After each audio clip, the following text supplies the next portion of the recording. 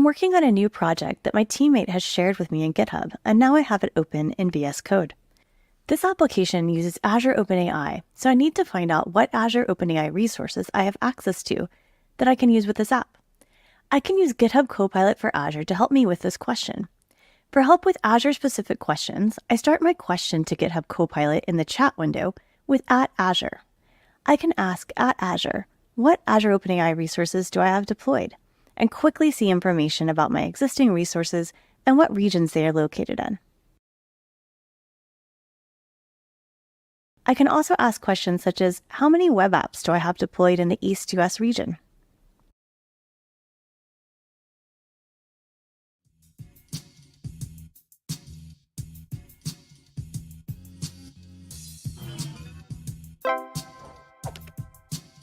GitHub is much more than the place where you can store code.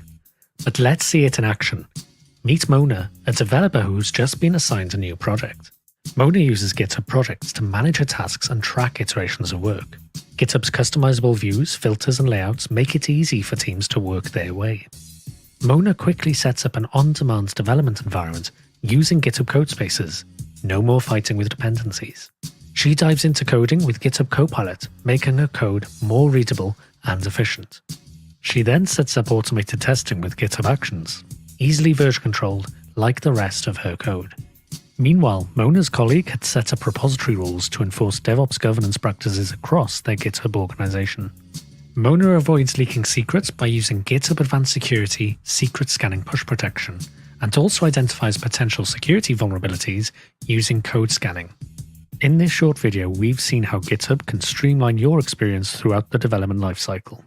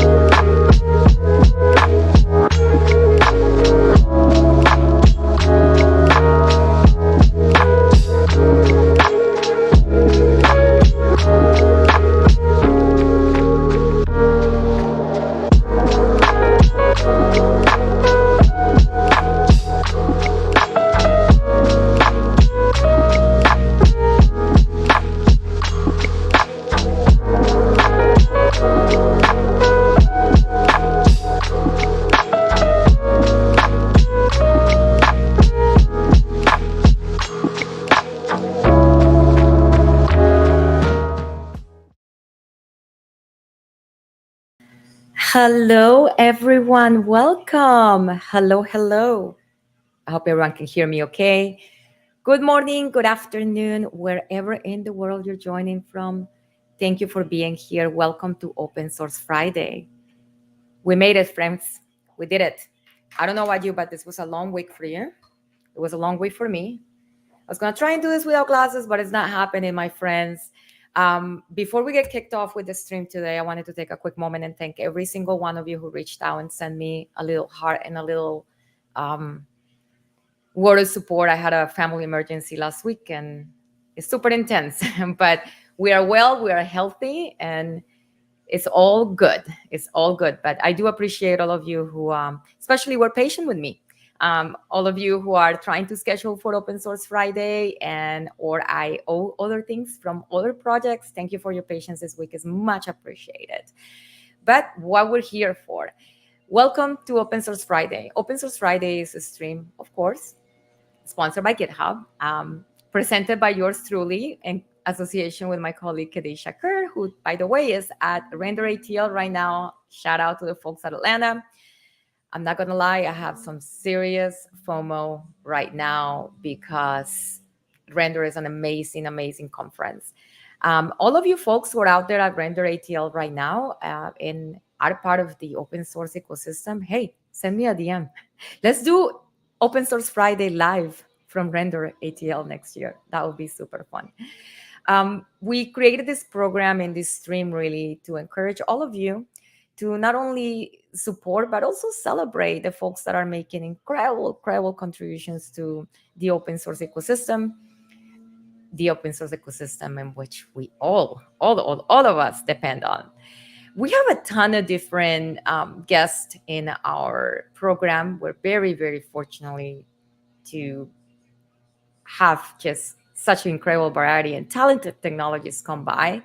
And you've seen it. Sometimes we have super deeply technical streams where we are all about the code and we're all about building and showing how, like what makes these projects great, tech-wise, right? And then other times we talk about projects that are relying on open source technologies and that are making an incredible impact in the world. And today is super special to me because we actually have a project that is very much like one of those. Now, if you see me throwing things and making hands, and for those of you who knew what my family emergency was, you know that I have my little one with me in my office today because we just come out of hospital. So I just threw something at them because I told them I was going to be live, and they're fine. They're chilling in the corner. They're healthy. But yeah, so if you hear some loud Fortnite sounds coming, that's what is happening. So apologies for that in advance.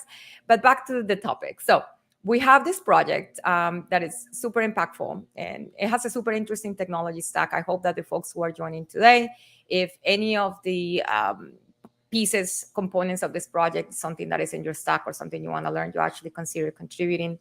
Not a lot of times when we talk about technology, I have to give a quick plug, and I'm going to use Shetton House rules here and not name the player, right, but say the lesson. Somebody recently, somebody I admire said that, a lot of things that we do should be, to accelerate human progress and not to accelerate the top 500 companies in the world or something like that. I'm paraphrasing. The point was that a lot of what we do with open source and a lot of we can do as technologies, we got to kind of look beyond our economical impact and see the impact that we can create in actual communities and for people.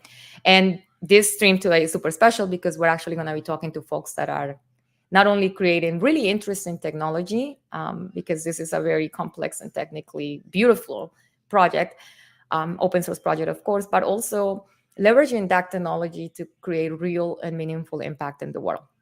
So today I am thrilled to have with me Rafa Pólit, who is the tech lead for an organization called Huridocs. If some of you know what Huridocs does, or you're familiar with Huridocs, I would love for you to post in the chat.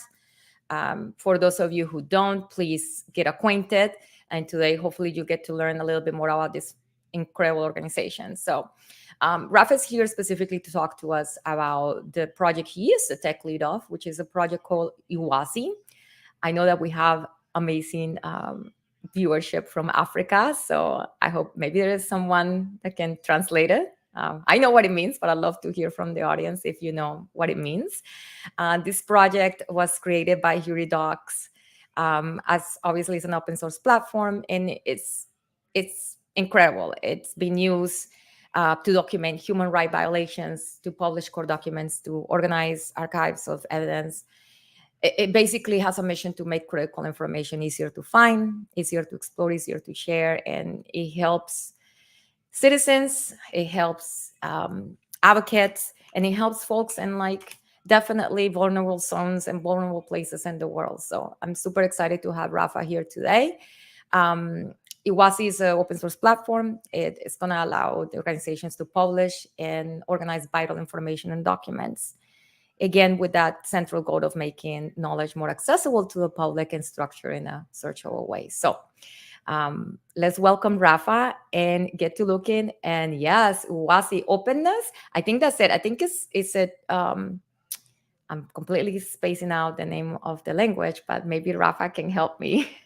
Hey, Rafa, welcome to Open Source Friday. Thank you for being here today. Yeah, thank you very much. It's quite an honor to be here. We are very excited. We're, as you mentioned, and it was quite humbling to hear your presentation. We are a deeply passionate organization about human rights, about the open technology, and yes, of openness, which is the Swahili word for Uwazi. Swahili. Yes. Right. And a shout out to Lucia Gomez, who actually she knew. Thank you so much, Lucia. So Uwazi is the Swahili word for openness. Rafa, you are the tech lead for this project. I feel like I might have not given the project a good, more in-depth description. Would you mind just taking us from like just the very basics? What is the project? When was it created?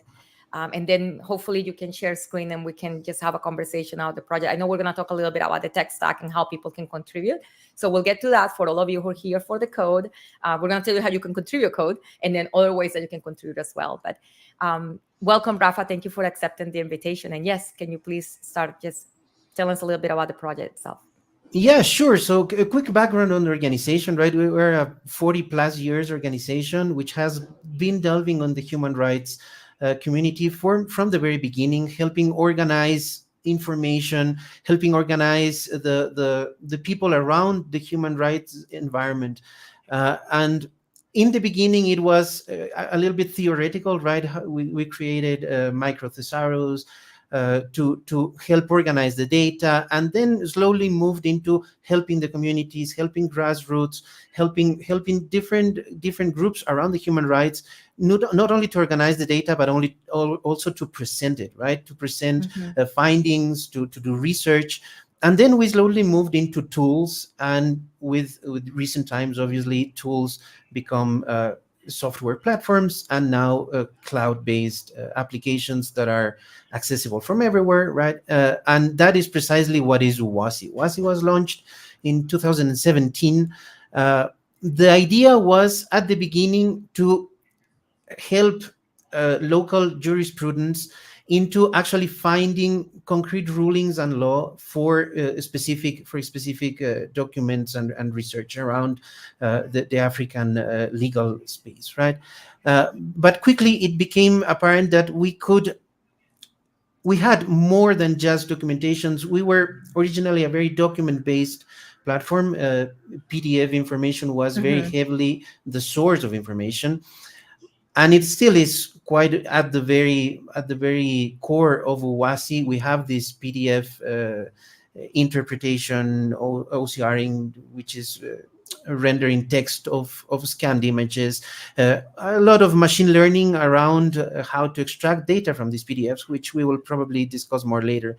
But it evolved into something much more complex, which involved media, right? We are now supporting large databases containing sound, containing videos, pointing to external libraries.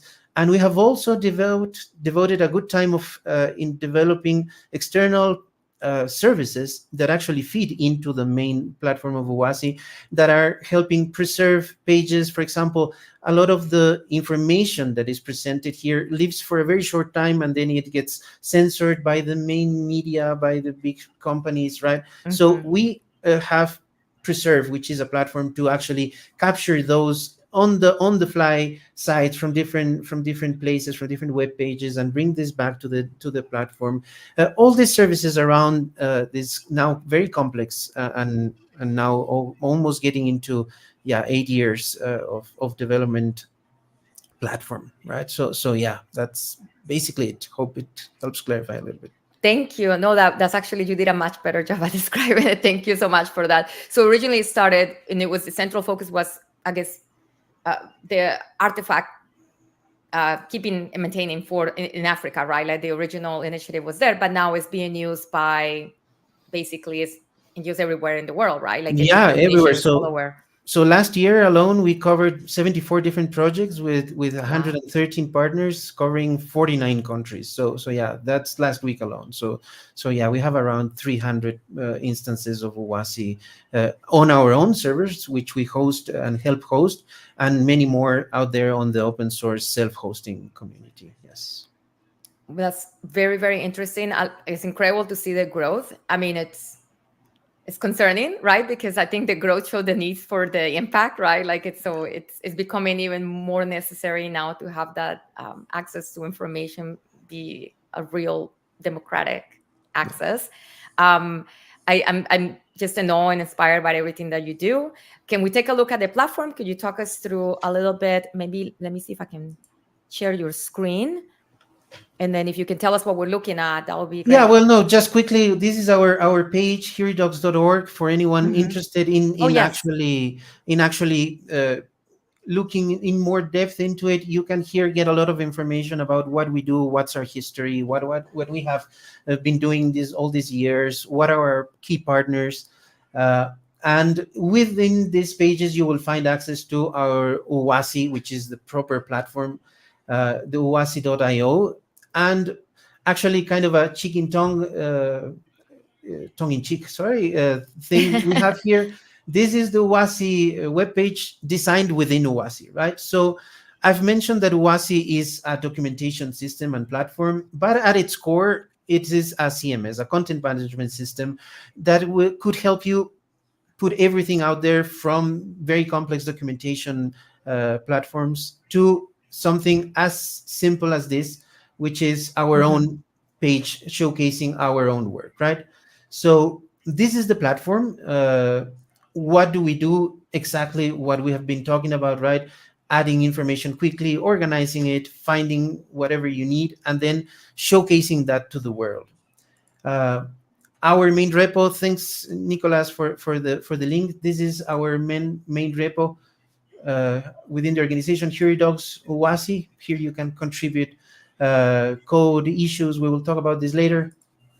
And yeah, here are a few examples of what different people are using our platform for, right? Here we have the Afghanistan Memory Home, which is a tribute to Afghanistan war victims and survivors. And here you can see this is a fully fledged collection where you can actually look at the victims per region. This is fully interactive maps where you can actually click and watch the different resources from the database.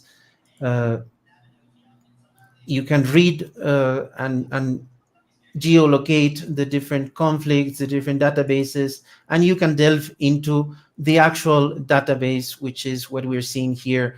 And you can get into the memory boxes from the collection, where you will see the personal belongings of the people. So this is Wow. a memorial, right? With all this impact in mind, and you can actually move through these different types of records. Right here we have around 1,500 records that you were able to go through, or this, which is a little less of a memorial, but mapping actual violence in detention facilities around the world, which is detention and landscapes.uwazi.io.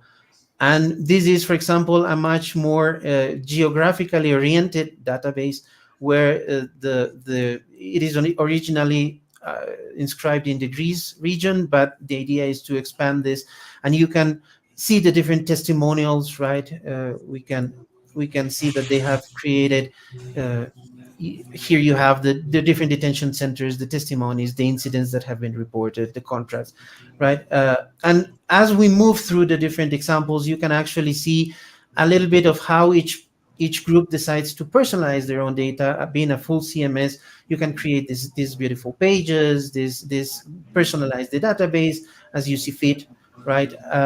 And one more, the personal narratives of the oral history of the Syrian war and victims, which, interestingly enough, a beautiful page, which has an archive actually filled with the MP3 testimonials from the people, right? So this is a more media-oriented collection, right? So yeah, this is a little showcase of the hundreds of projects we have. You can always go into our Uwazi page and see what others are using for, and within this showcase you have access to all these beautiful places that actually do, as you mentioned, very impactful work around the world. And we are very humbled to be part of this community that actually does a difference, right?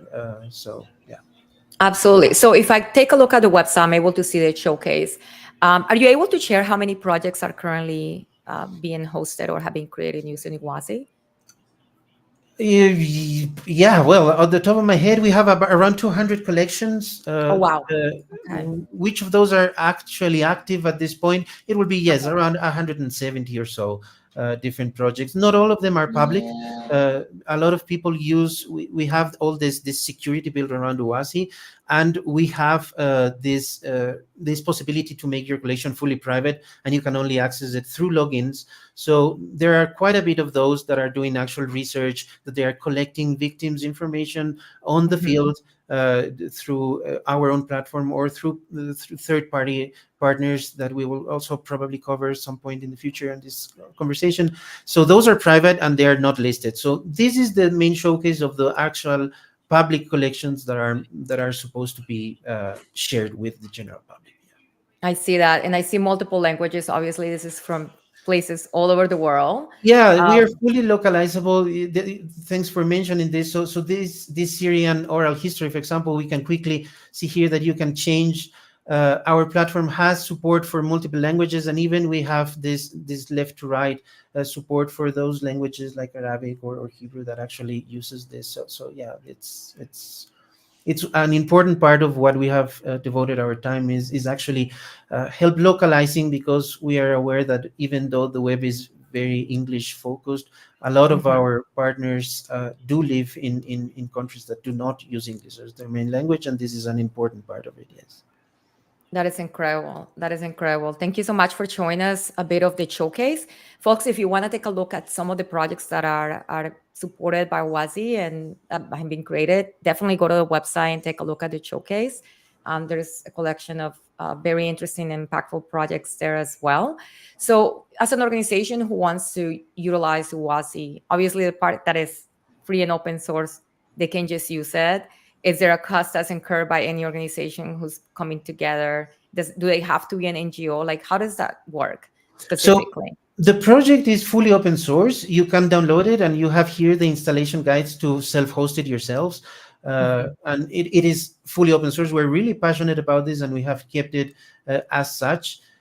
We do understand that there is a complexity into hosting this, and we are actually for some time now looking into becoming a full SaaS, right? A software as a service offering that will allow you to just come in and create your own collections that are hosted by us, and it will take all the technicality of self-hosting away from you.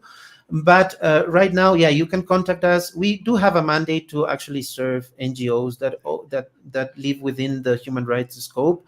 But please just get in touch. If you think that you have an interesting collection, get in touch. We can help you set it up. We can help host it. There's a very small fee because we do have hosting fees, but it's really a symbolic cost if your collections are small. So yeah, please, you have all the contact information on our huridocs.org page. You can from there contact us, and we can help you set you up. Yeah.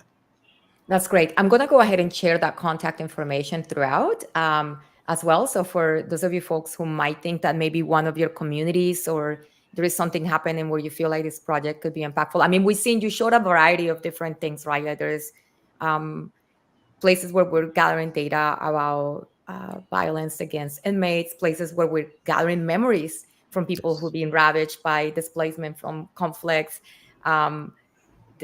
So there are so many different applications and so many ways that it can be used within your community. So have a think about it. If this is something that you think your community can use, definitely contact the folks at Huridocs and see how we can use this technology.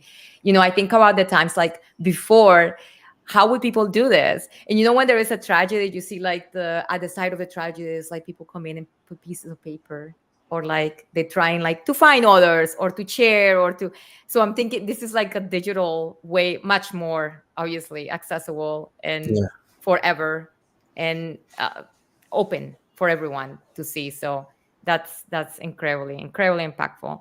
Thank you so much, Rafa. So the repo is on GitHub, of course. I was taking a look at the repo itself, and I'll go ahead and if you can go back to, that's perfect. Yeah. And definitely someone on the chat mentioned to give it a start, and for sure, drop a start into the repo, folks. Let's do that. I mean, I can't say how things go trending on GitHub because I don't even know, but definitely let's drop a start. Yeah, starting helps a lot, actually. Yes, very much. Yeah. Perfect. Okay. When you're making decisions about what what features to implement. Like this was interesting. You mentioned how, the left to right, and I guess they're very specific to certain communities, right? Like how are folks requesting those features for the platform itself? So yeah, so the partners have full discovery phases with our programs team, which usually sends people on mission to talk to the partners, and we create their requirements based on their needs. But we pay close attention also to the issues within GitHub. You can here come and create a new issue and create a feature request, a question, a bug report, and we actually go over them every week, and we keep tags on this. We prioritize things up. Some things may already be on our pipelines. You can go through the list of public issues. We do have some that are more reserved, that are just pertaining to different partners. But a lot of our roadmap you can actually see here on the issues area. You can see our priorities. You can see what we're trying to move through. So yeah, a basic open source repo that you can actually interact with. Yes.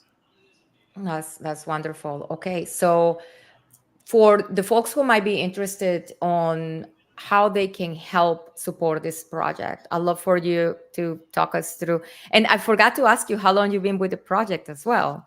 So I started working on 2016 with the organization. So I've Okay. been now 8 years with the organization. Yeah.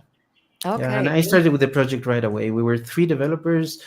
2 were 6 months before me. They started it. 2 of our senior developers, which are still with us. And then I came in on board when we were just 3 developers, 1 UX designer, 1 CTO, and one IT guy helping us set up the infrastructure, and that was it. Yeah. How big is the team now?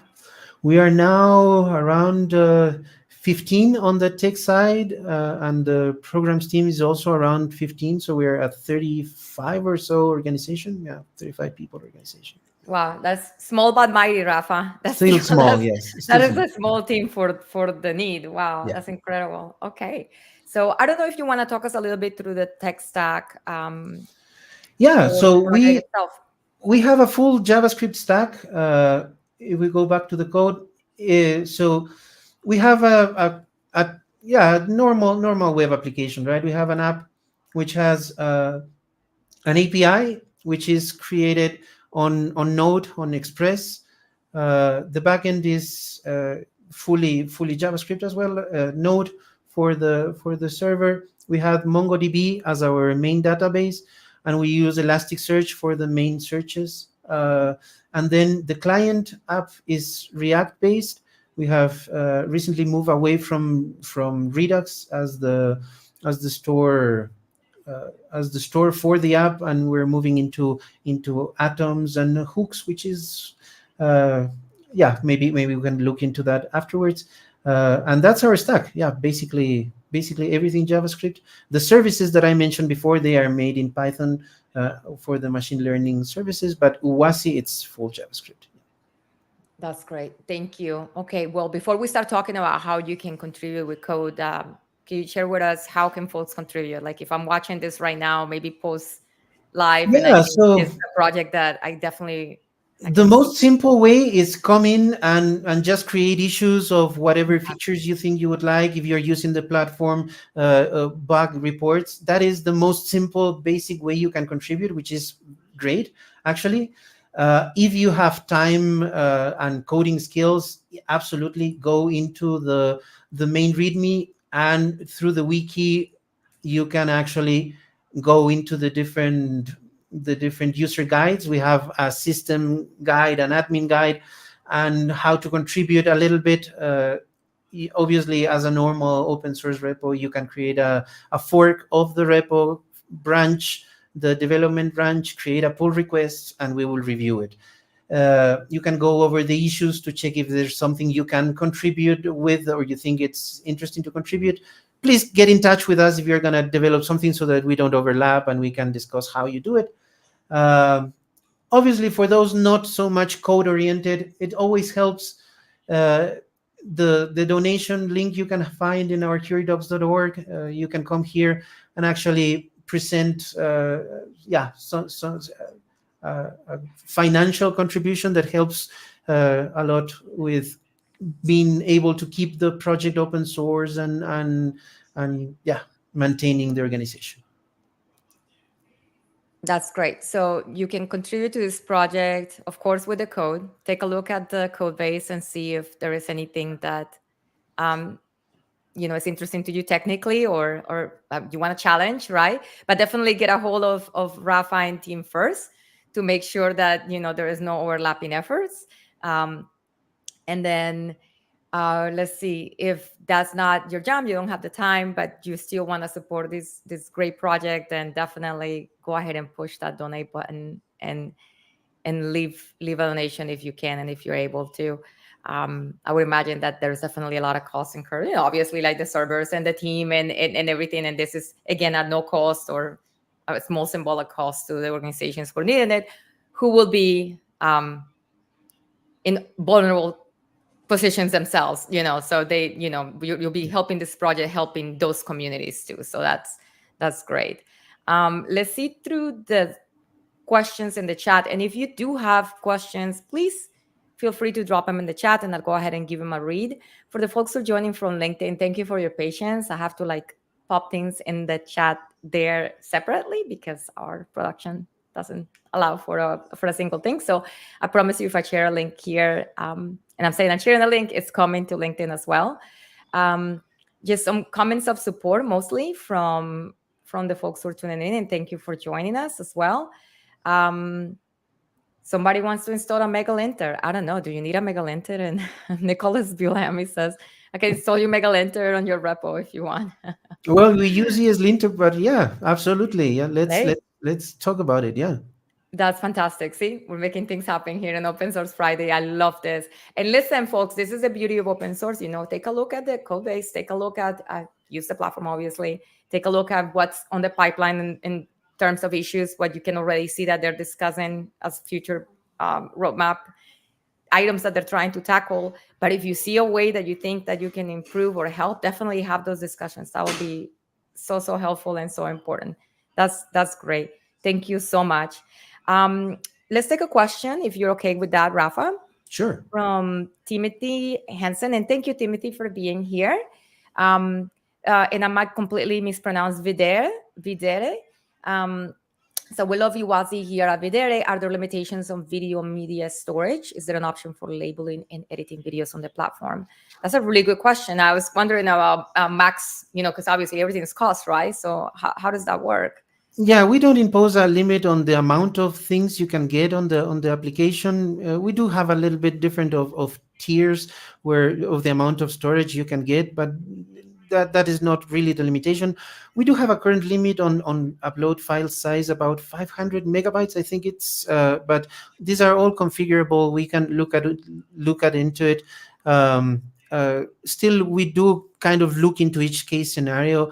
Sometimes people need to host with the secure platform, and we do it like that. If you want your media to be more exposed, perhaps it's better to upload to one of the big companies like YouTube or Vimeo, and then you can put the link in, and the video renders inside our platform.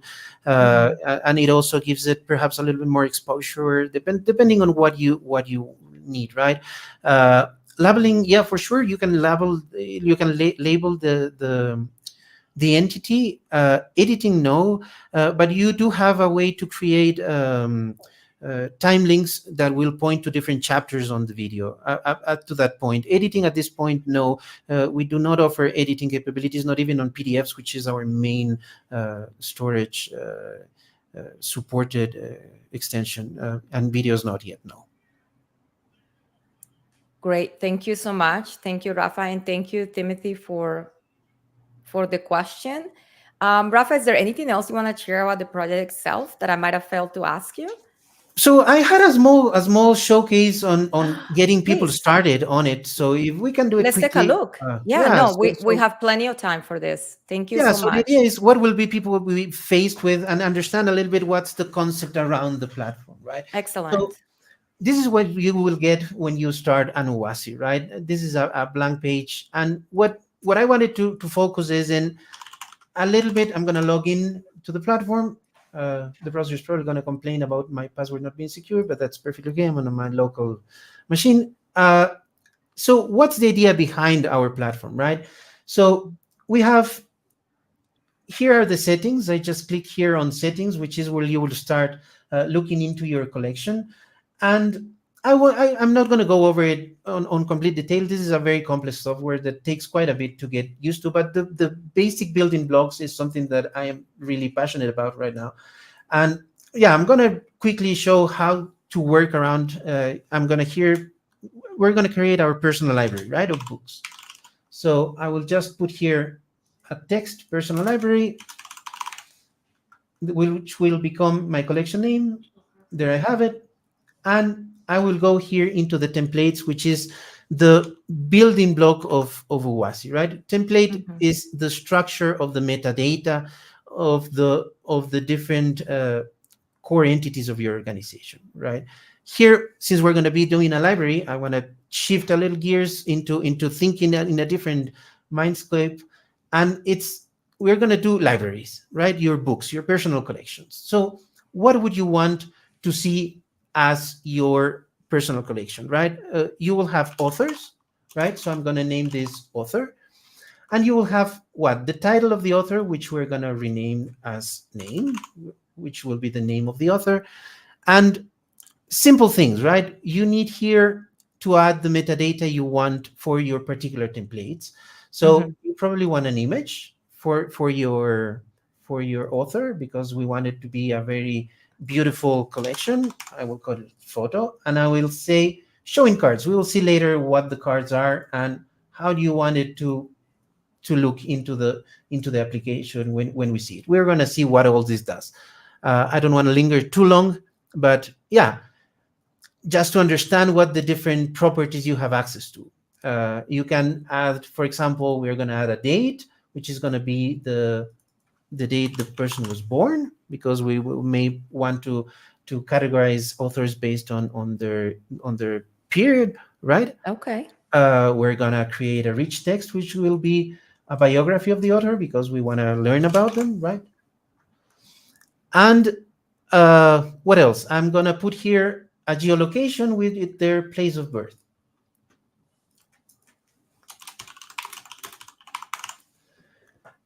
Let's say, obviously, you can put quite a lot of different properties. You can do this as complex as you want. Let's keep it simple right now and do just this, right? Nothing more. I'm going to click save, and now I have this template author here as my default template. So I get back to my library here on the left-hand side, on the right-hand side up, and I simply create here an entity, and I'm going to do Arthur Conan Doyle, just because. Right? Arthur is not like this, sorry.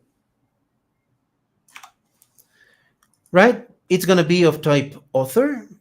I'm going to add a photography, which I select from my computer. I will get here my demo. I have the authors here prepared, and this is Arthur Conan Doyle. I upload the photo. Hopefully it works. Yeah, there it goes. There is. When was he born? Yeah, I don't know this all from the top of my head, but I have a cheat sheet here. So he was born on May 22 of 1859. I select this from my date. You can see here the input for the date. I'm going to paste a quick biography. Sorry, plagiarized from Wikipedia. And where was he born? You have here the map where you can assign things. So he was born in London. I wish I knew my way around London. I would put Sherlock Holmes's main house, but I will put it here wherever in London. And I click save. And I already have here my first entity created within Uwazi, which is Arthur Conan Doyle. And with the data that you can quickly look here, I can change into map view and see that I have here this person, right? Very simple structure for an author. And obviously, since I'm doing a library, I'm going to quickly move into creating a new template here, add template, and I'm going to add a book, right? Title is perfectly good name for the book. I'm going to quickly add an image for cover. We already saw this. So I'm not gonna linger too much. I wanna show it in card. Now you've seen what the cards are. So showing in cards means that I want this property to be shown on that area of the cards, and I want it to use a different style. That's it for the image. I'm gonna add something interesting now. I can create relationships to the different authors, right? So I'm gonna add a relationship type and say I want a relationship type named author.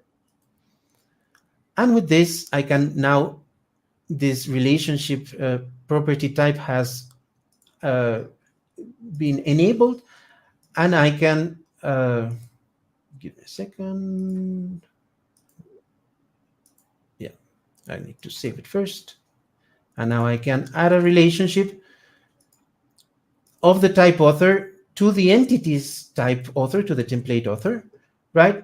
And I'm going to select use as filter. We will immediately see what this means, right? And we can do quite a lot of more things about it. I'm going to create one more interesting thing, which is a select property, which drives the data from thesaurus. Instead of writing each individual value, you can create thesaurus, and these I'm going to call genders, right? This is going to be the genders of the books, of what they cover, and I'm going to create a select property pointing to that I'm going to call gender. It's going to be a multiple select because it can have multiple values, and I'm going to put to gender. Got it. Showing cards uses filter. We will go through this a little bit more in detail afterwards. And that's it. I have my books. I go back to my library. Again, same flow. I create an entity. And now I select here, I don't want to create an author. I want to create a book, right? So what book am I going to put? I'm going to put The Study in Scarlet, which is the first Sherlock Holmes book. And here I have, sorry, I didn't rename this relationship to author, which we're going to do in a second. I'm going to select here Arthur Conan Doyle. And for the gender, we don't have any values assigned to the thesaurus, so I'm going to start adding, right? So what are the genders of this book? I'm going to put here crime fiction and save it. It already assigns it. I'm going to add another one, which is mystery. And I am going to add another one, which will be thriller. And that's it. Maybe I don't want to assign thriller. Yeah, I can unselect it. Perfectly okay. I save. And we're going to go and rename this relationship quickly to author so that we don't have this misinformation. Again, here I go to author, and this, sorry, clicked on the wrong one. I clicked on author, not on book. So here we're going to call this author, right? As you can see, everything can be renamed. You can change your mind afterwards. And here we have it. I didn't put the book cover, which will be nice to have. So I'm going to put here the books, and I have the, where is it? Study in Scarlet. Save. And now we have it here. Got it. So as you can see, we can start doing this. I'm going to jump ahead a little bit after having done this for quite a few of the different items, right? And you will see here, it's the same thing we were doing, but I have added a few more so that we can start see what happens within Uwazi once you start filling out the different things, right? Our filters here on the left now provide us with our collection of authors, where I can see all the books I have by Arthur Conan Doyle, which now include these three that are on my collection, and this Study in Scarlet Part 1, which is an audiobook that you can see here that is pointing to a SoundCloud file that I can actually go in and listen within Uwazi if I want to. I don't need to have links to external media. You can have it all here, right? Oh, wonderful. You can search by genders, right? So I want to see what do I have with detective fiction. So obviously the Sherlock Holmes ones, but I also have these Edgar Allan Poe poems and complete tales, right? Which is very, very, very interesting. You can have as many genders as you want with different different level of depth, right? You can be as complex as you want or as in depth as you want. Which is super important, I would think, for certain projects that have a level of complexity. Absolutely. You can be you as want to look complex by as you want. dates, by geolocation, by experience. If you're gathering something like testimonials, that's super interesting. Absolutely. And you can decide what is shown here on the cards as we show, right? So maybe the date added is something that is very important to you, maybe not. You can configure the showing cards for that. You can sort here precisely as you said, right? I can, for example, if I click on authors, I could probably search. If I selected dates as filters, I can order by their dates of birth or death, or you can look into the collection in many different ways. What are the interesting things appear here? You have full search capabilities. What is the search power here is that it's not only limited to the data we see, like title, which is obvious, right? You will expect to be searching here. But if we go into the Study in Scarlet and we actually inspect the entity, I have not only created the book, but I have already added it, the full PDF text, because these are now free of author rights. You can have them, right? And so I have the PDF here. So you can read it here from within Uwazi with this beautiful PDF viewer. You can go into deeper depths. I have created here the chapters, which you can do fairly easily.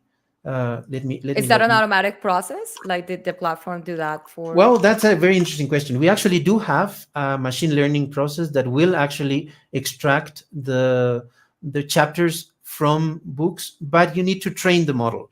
And for that, you will need to have kind of some books that have a kind of a repeatable structure where the service can actually learn, this is how chapters look like. It is a very interesting process. Maybe we can have an extra conversation because that part is really interesting for the machine learning projects. We have a machine learning team that actually does these processes. So this can be automated. In this case, it was hand done. But you can actually get this exact same result with the machine learning algorithm, and it could go through thousands of your records one at a time. Yes, I think that speaks to Matt's question. We had a question on the chat on LinkedIn. Someone watching from LinkedIn. Thank you, Matt, for joining about leveraging local open source LLMs to help with search. Well, we do use Elasticsearch. But yeah, anything at this point is an interesting process. So yeah, we haven't discussed this too much on the search area. We are using them for the yeah, maybe I'm jumping ahead, but we are using information extraction services that use large language models. Yeah, I don't know. Maybe it's worth looking at it. Yeah. It's an interesting question. Yeah. So yeah, quickly, the way to create a table of contents will be from here. But now that we have here, what I wanted to showcase was I can search here for ring, for example. And when I search for ring, obviously the Lord of the Rings description has the ring because it's also on the title. But for those of you that have read the Study in Scarlet, the ring is one of an important items of discovery within the case of Sherlock Holmes. And we are actually searching within the full PDF here. And you can see that the word ring appears on all these pages. And you can actually, from here, go into that. So this search, it's a little bit more powerful than just checking into the metadata. It actually goes into all the individual text fields on the actual text of the books.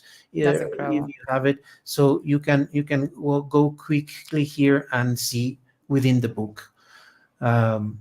What else appears when we have all this complexity built into the service is that now we have all these relationship trees, which is another very core functionality within Uwazi that we are very passionate about, because it obviously CMSs exists in all different flavors, and it is very easy to think, well, but yeah, I can do most of this on Google Drive, for example, and you can have all Mm-hmm. your documents there. What are the advantages of this? And these are the differentiators, right? What you can use this here.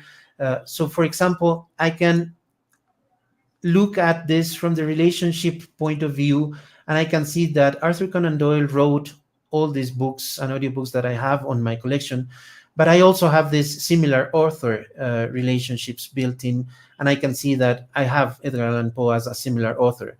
But if I go into Edgar Allan Poe, that it does also kind of horror writings, I can see that also Mary Shelley appears here as a similar author connection to Arthur Conan Doyle through Edgar Allan Poe. So you can actually start building all these trees where you navigate your collection through these relationships, and we have all this revamp of what we call the relationships V2, which will allow you to simply walk from here to your different nestings, which will solve a lot of different models that we face. For example, we have this famous model, who was in command, when we're talking about human rights defenders, right? Which is, some people can have executed an order, but who was really giving that order, and who's the responsible, right? And how do you Right. track that through this process is a common model, which is known who was in command. And we will fully support that, right, with this relationship structure. So obviously this is a simplified process with a library that has simple relationships and very simple structures, but this can go as deep as you want, right? So yeah, I hope this was not more confusing than helpful, and that No, it will no, not at actually all. bring a little bit of the platform into how it is to interact with Uwazi as an admin or as a content creator. So yeah. Yeah, absolutely. And I think this was, I mean, the way that you've just demonstrated it, obviously showing us very pleasant things like books. Um, Unfortunately, I'm sure that half the content that this is being utilized for is definitely not. But it's an interesting visual way for us to understand how it makes the relationships. So it's a common And theme when we actually exactly. do the organization global gatherings, and when they ask us to think what will our organization look in 20 years, a lot of times the answer is ideally we wouldn't exist, right? Because having an Right. organization that is meant to support people to report human rights violations, we would like it to not exist, to really Correct. don't have to develop all these things and focus on your books and library. But yeah. Right. No, but this is an incredible way for us to understand like the way that the technology and how it associates. And specifically, I love that you called out the difference between that. Yeah, because for someone watching this, yeah, sure, it looks like a CMS, but it's not that. And there is the complexity on the way that the data is structured and how you're actually calling it and the reasons why. And thank you for sharing that example, for example, when you're investigating a human rights violation and you're looking at the actual person who gave an execution order. And this is where a powerful tool like this will come into play and make that process, I mean, just much more feasible, right? Like, so that's incredibly powerful technology there. Question from the chat, and I don't have a name, it's not popping up, so I'm not gonna put it on the screen, but the return of results are based on frequency or contextual elements, or are other contextual elements accounted for? We have a weighting system, so depending on where it appears, it ranks higher. So yeah, if it is within the title, it will probably rank higher than if it is appear one time on the last page of a PDF. But it's not purely on frequency. It's not like if the word "at" will appear on every single page. So there is weights built in that are what we consider the best case scenarios. It's interesting that we revisit those often because it comes scenarios where precisely we are prioritizing some results over the others because we haven't thought of this and that combination. But yeah, it's not purely based on frequency. We do include contextual, especially on where they appear on the metadata. I don't know if that's Yeah. Understood. Yeah. No, that's thank you so much. Thank you. And oh my goodness, Rafa, like we about gone the entire hour already. I'm I so can imagine. sorry. I'm Yeah. so sorry, but this was incredibly interesting, and I wanted to make sure that we got to the contextual demo so that folks can see, especially if you're thinking about contributing with code, then you can see maybe. And I love that some people in the chat were already calling out maybe ideas, which is Yeah. Yeah. Yeah. Yeah. sort of That is great to the hear. whole purpose of us being here. And thank you so much for taking the time to come and show us the project and then make it in a way that's so easy to consume, right? And so relatable, because I guarantee some of us watching this wouldn't have the stomach to look at the real content of some of the work that these platforms are dealing with every day. So So there are disclaimers. It is content that is heartbreaking, of and course. we do work, especially the programs team does delve a lot in actually managing their own emotions, because they are actually dealing with people that are in the front, talking to these people, and witnessing seeing all these evidences and whatnot, which is, yeah, it's devastating to see. Yeah. Absolutely. Rafa, is there anything else? I removed the screen from tech, but I think you showed us such a great demo. Is there anything else that you wanted to share with us that I should display on the screen? I'm going to go ahead and repost all the links now so that folks, definitely let's go ahead and flash that donate banner. And for the folks who's going by the repo and leaving stars, that is much appreciated. Please definitely Yeah. keep on doing that. Thank you so much for doing that. Yeah, no, fantastic, and thank you, because yeah, as an open source users ourselves, it's very common, right, that you get in love with a particular open source project, you even implement it on your own platform, and then it goes away because there's not all the momentum behind it. So stars is the way we check. Okay, so this repo, is it worth it to look into at this point? How many stars do they have? Can we really invest in it or not? So yeah, we appreciate the stars, actually. No, thank you. That's fantastic. Okay, folks, don't forget to go ahead and drop the stars. Rafa, I have to ask like the hopeful question, because this is such a heavy topic. I want to make sure that we also like bring a little positivity. If you had like a magic one, obviously for this to not exist, it would be perfect. Yeah. For us to not have the need to have this kind of technology. The good news, I guess the sunny side of the news, is that we do have amazing people watching this show, amazing technologies like yourself who are doing the work and making it possible for all these organizations to do such important, impactful work within the technology itself. Right now, if you could wave your magic wand and say, like, this is one thing I would like to see, sky is the limit.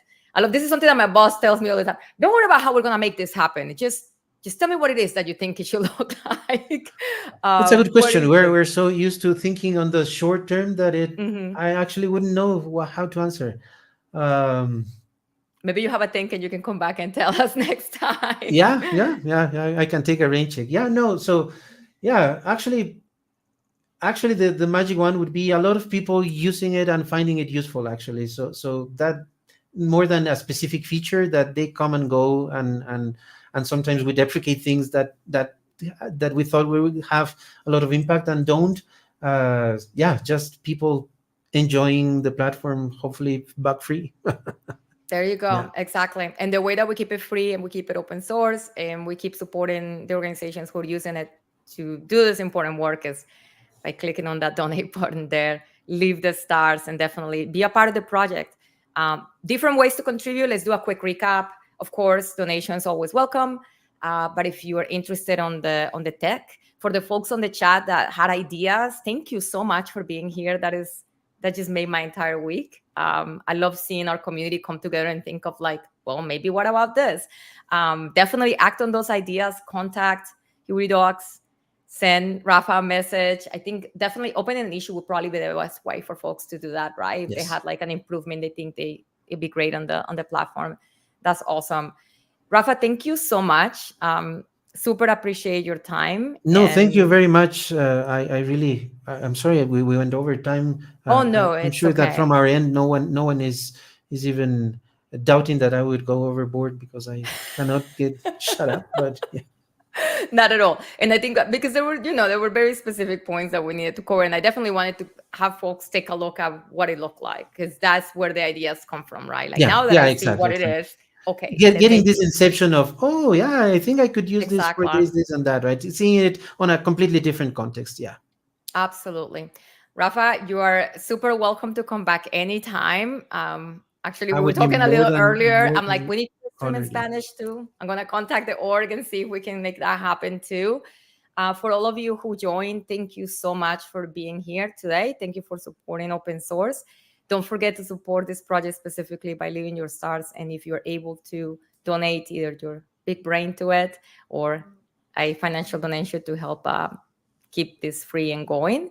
Rafa, thank you so much. What's the rest of the week like for you? What's the rest? Oh, you're going on vacation. Never I'm going mind. on vacation, but the There you rest of the go. week is usually doing sprints, 2 week sprints on planning, on prioritizing the backlog, defining how to cater with some bugs that we may have found. We're on the revamp of many interesting things. We have a full UI rewriting on the process that is hopefully coming to an end soon. We have a lot of the machine learning processes bringing to a nice end, specifically on the information extraction platform. So we're going to be able to extract different all these selects that you saw today about genders and appearances of different names within. You are going to be able to extract with machine learning algorithms as well that will be able to be trained within the platform. You don't need to train the model externally. You train within uploading data. So we're very,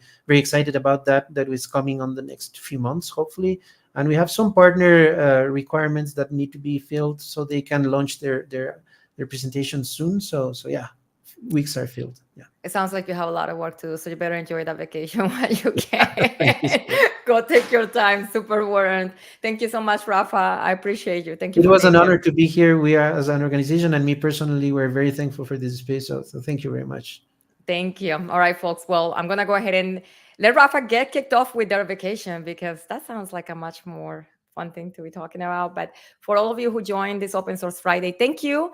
Thank you for your patience. Thank you for your support in the chat. I appreciate you so much. I'm a production of one and a half today, but my office helper is not quite helping. Actually, two. I got all kinds of things happening here. Maybe I'll take a picture and post it on social later so you can see what I'm working with. But I appreciate your support. I appreciate for the folks that are joining later and might be a bit confused about what it is that we're looking at. Why are we looking at apparently a CMS for books, but then other folks quickly jump in the chat and we're able to just clarify. And thank you so much. Thank you for your openness.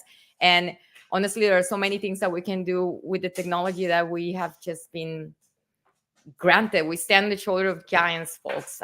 Unless you're one of those incredible pioneers of open source, we're really here just piggybacking on all of your work. And it's incredible to see all of the good that we can do in the world. So don't forget that. That is the whole point.